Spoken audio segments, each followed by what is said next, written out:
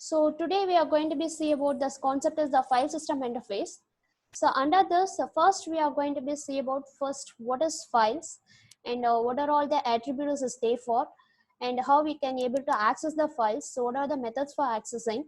Then what is the method for the sharing the files, and finally the protection for the file. So these are the things we are going to be discussed under this topic. Okay, so this topic is comes under the unit 5. So we already covered the unit 4 during the theory classes. Okay, so now I start from the unit 5. Then first, what is files? Okay, so normally we are using the files. So the computers can be able to store some informations in a various storage medias, right? So it may be in a magnetic disk or tapes or optical disk, whatever may be. So OS is going to be taking care of the mapping the files on the devices. Okay, so what is a file content is nothing but is the information. So the information may be in a data or program, whatever may be. So how the creator is going to be develop the files, so based on that the information is going to be available. So the usually the storage devices are a non-volatile. So what does that mean by non-volatile?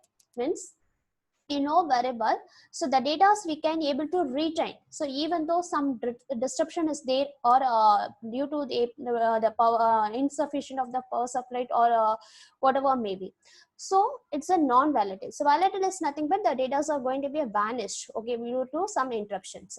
So always the storage devices mostly they are non-volatile. Okay, so now the names, the collection of some informations that is going to be stored under the files. So different types of file is there. So it may be a source file or executable files. So numerics, text data, photos, musics, whatever may be. So based on their content, the type is also going to be a differ. So if it is a text file, your file is a text files. So we know very well we are using the text files. So it contains some sequence of characters that is organized as a lines and paragraphs, etc. So we can specialize that it's a text file, .txt files, that is the identification of the text files. Then if it is a source file, so if your file is a source file, then it is contains the sequence of functions. So if your file is an executable file, then it contains some series of the code sections, so that the loader is going to be bring from the memory, and then one by one it is going to be executed. So these are all the common files. Then what are all the attributes for the files? So common attributes. So first thing is a name, identifier, type, location, then size, protection, time, date, and user identification. So most of all the attributes we know already. So now we will see one by one. So what is name? So each and every file we having a name, right?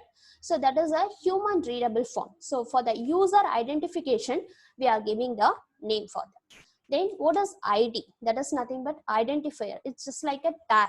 So what is the use of the ID in nothing but this is non-human readable form. So what is the difference between the name and ID in the sense?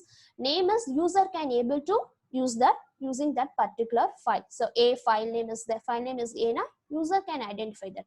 ID is nothing but the identifying by the file system. Okay, so this file, each and every file we having the name as well as ID. Then types. So what is the type of the file? So I already told, right, based on that information, that is nothing but based on the content, that type is also going to be a differ. Then location. So where the file is there. So we are going to be using the pointers. We are identifying the locations. Then size of the file. So the size is the whole size. So it may be in a bytes or words, blocks, whatever may be. Okay. Then protection. So what is a protection means?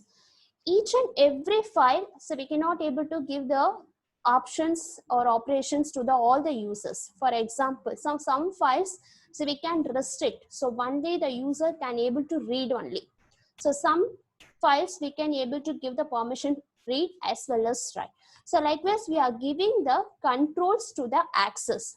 That is nothing but protection. Then date, time, and user identification. So this is a common thing. So when the file is going to be created, and what are all the modification, what is the last time modification, and what is the last usages. So those informations are comes under this.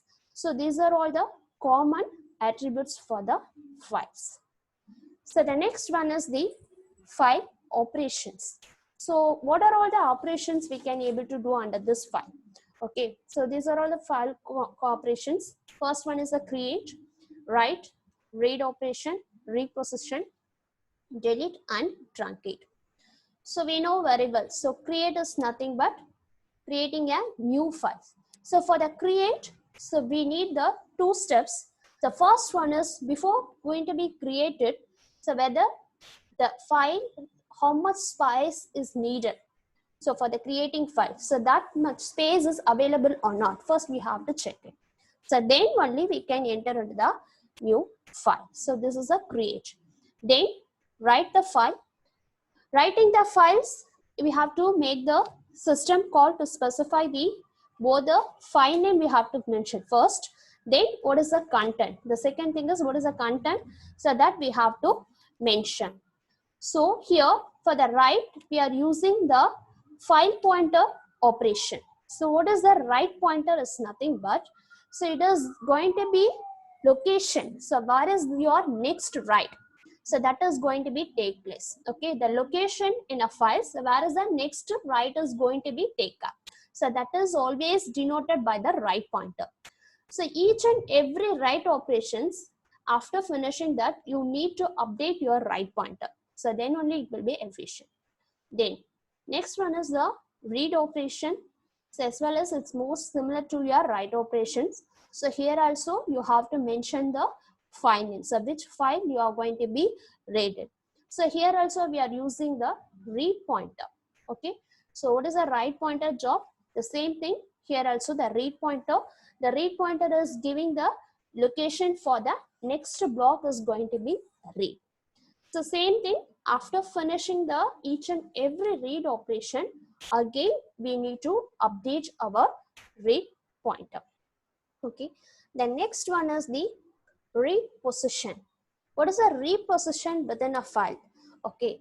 So the reposition is also called as the seek operation. So seek is nothing but a searching and finding the current location of your file. That is nothing but reposition. So here one more pointer we are using, that is current file position pointer. Okay, so the name itself is the current file position pointer. It's returning the value of that location of your files. And then the last thing, delete and truncate your files. Okay, so we know very well what is delete. Delete means erasing the content, right? So we have to know the difference between the delete and truncating the files. So delete file means all the content is going to be deleted, as well as what is the space we are allocated for the particular file. That is also going to be removed. So we can use that particular space for the another file. Then what is a truncate? So truncate is also going to be removing the content of the file, but one thing, it is not removing your space or attributes, whatever may be. It is going to be retained. Okay, that is the difference between the delete and truncate. Delete operation means whole the file is going to be deleted, including its space. What are the allocated space? That too it's going to be deleted. So we can reuse it, that space, for the another file. Truncate is nothing but the content alone is going to be deleted. For example, the file name A is there, means the allocated spaces are 200 MB, whatever may be. The content is going to be deleted. The attributes retained same. So we can able to remodify that file. That is the difference between the delete and truncate your files. So these are all the file operations. And next one,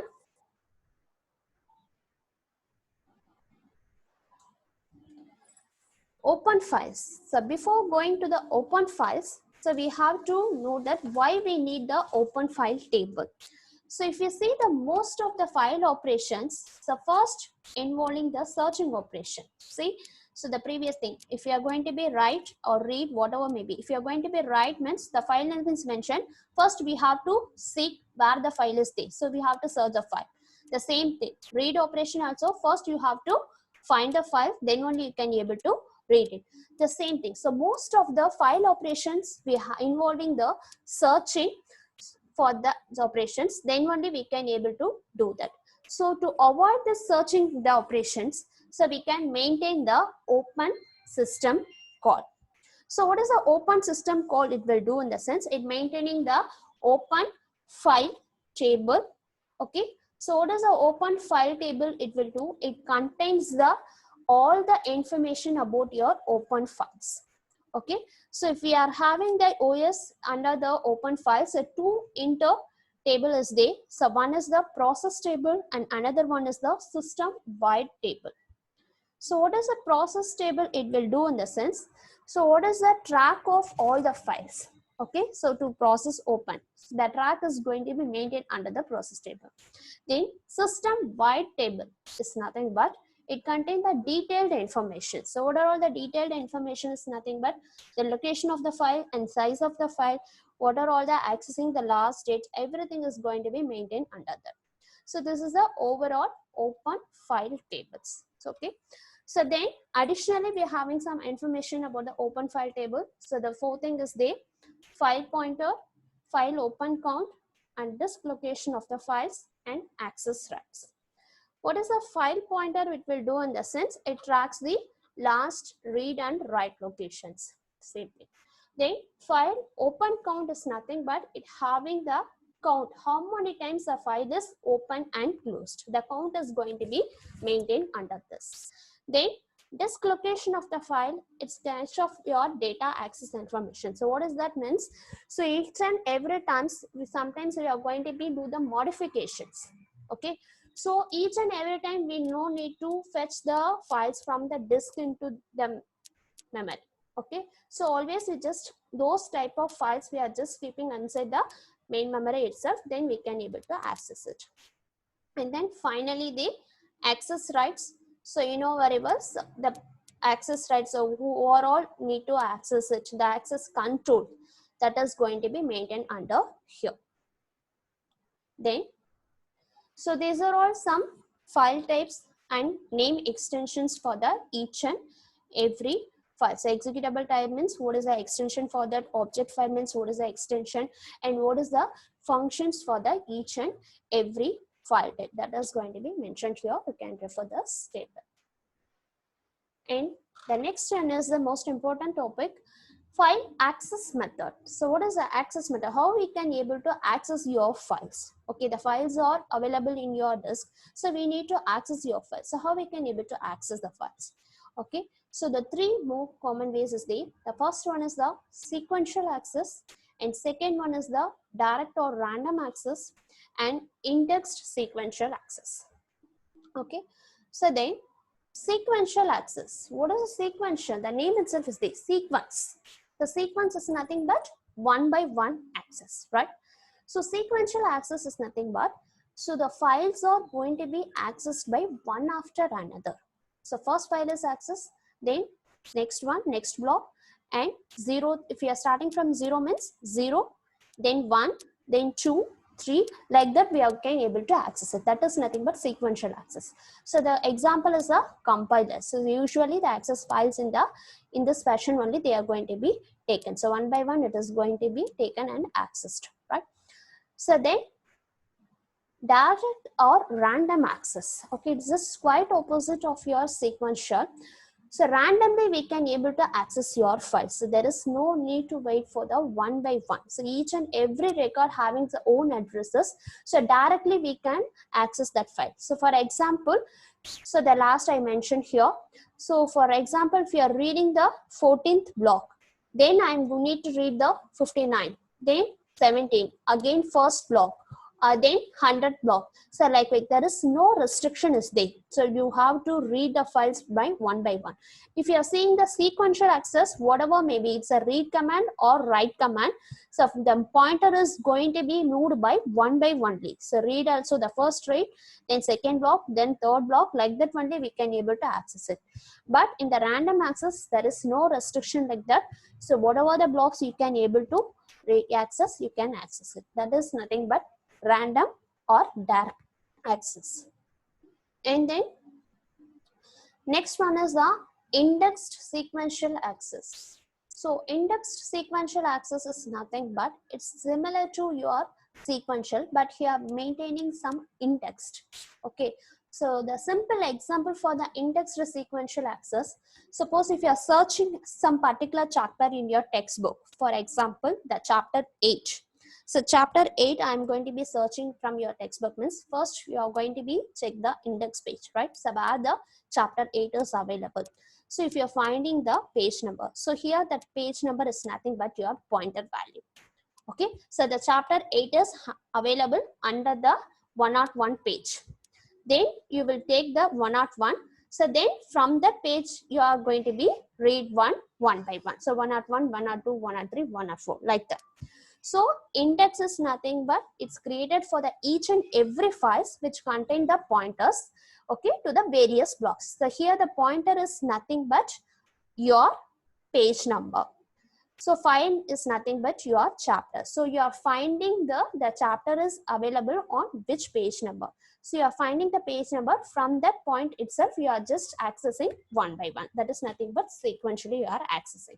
That is nothing but indexed sequential access. Okay.